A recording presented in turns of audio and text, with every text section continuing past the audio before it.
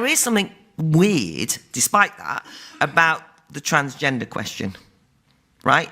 There is something going on that's beyond the sort of liberation of fluidity. Something else seems to have happened, where many young people in this country now, there's a percentage increase in the number registering for clinical interventions on transgender questions has increased enormously. There's a certain fashion in schools of some sort, and it's a nerve-wracking business. If you're going to get no platformed in this country at university, you know, Germaine Greer, like, regardless of what one thinks of Germaine Greer, the point is you only have to touch on this question. Ian McEwan, who is completely right on liberal, a novelist, dared to say the slightly wrong thing, and suddenly he kind of has to apologise and is kind of ridiculed and shamed. So I don't want to get you to say anything you don't believe, but I'm interested in it because I want to be for liberation. I'm not going to stop anyone dressing how they will, but there's something weird about lots of young women wanting to be young men and lots of young men wanting to be women. I don't feel as though it's a great step forward myself.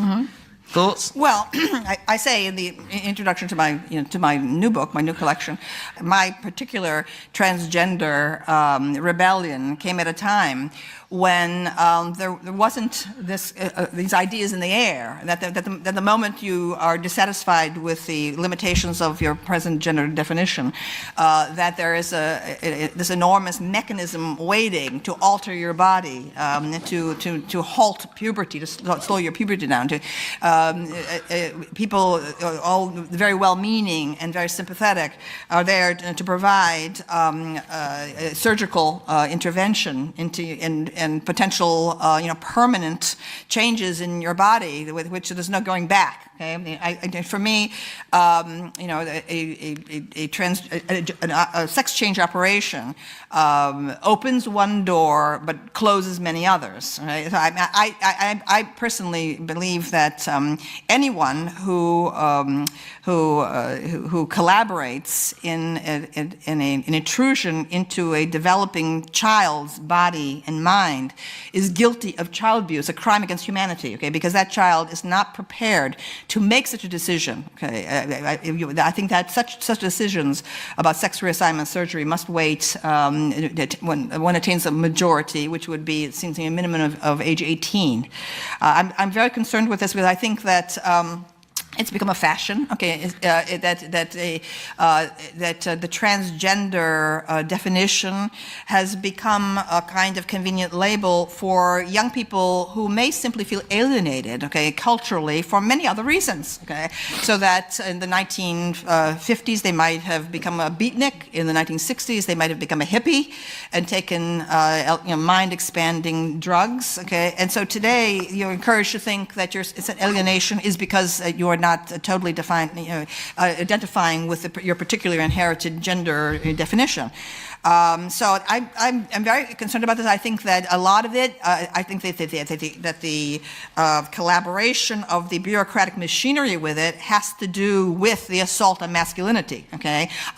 Okay, so you see, the gender doesn't really exist. It's not really polarity. I mean, everything's all about expanding women's rights, but also terminating men, okay? And defining men out of existence. Masculinity is by definition toxic, okay? Masculinity doesn't exist. And you see, this is the proof of it. And now I began all of my studies, my book Sexual Personae began as a dissertation at Yale graduate school on androgyny. I've always been fascinated, attracted to the subject of androgyny, and that's what sexual personae is. I explored it in history. But the more I explored it, I realized that that historically the movement toward androgyny occurs in late phases of culture, okay, as a civilization is starting to unravel, okay, and that you can find it again and again and again through history in the Greek art, okay, you can see it happening. All of a sudden, okay, there's a kind of there's the sculptures of handsome nude young men athletes that used to be very robust, okay, in the archaic period suddenly began to seem like wet noodles, okay, toward the end, okay, and that the people who live in such periods, a late phase of culture, whether it's the Hellenistic era, whether it's the Roman Empire, whether it's the mauve decade of Oscar Wilde in the 1890s, whether it's Weimar Germany. People who live at such times, okay, feel that they're very sophisticated, they're very cosmopolitan, okay, and homosexuality, heterosexuality, so what, anything goes, and so on, all right, and so, but from the perspective of historical distance, okay, you can see that it's a culture that no longer believes in itself, okay, and then what you invariably get are people who are convinced of the power of heroic masculinity, okay, on the edges, whether they're the Vandals and the Huns, okay, or whether they're the barbarians of ISIS, okay, you see them, starting to mass on the outsides of the culture, and that's what we have right now. That there is a tremendous and rather terrifying disconnect between the infatuation with the transgender movement in our own culture and what's going on out there, okay, all right, and so I mean that's why I'm concerned. I feel it's ominous, okay.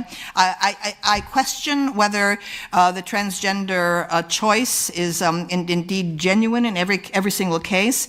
But what concerns me is when well-meaning adults, believe that they're helping people by making it easier some permanent change in the body from which there is no going back. For example, Brown University, one of the elite Ivy League schools in the United States, put sex reassignment surgery on its student insurance program. Okay, so that it becomes they can get a sex change in college.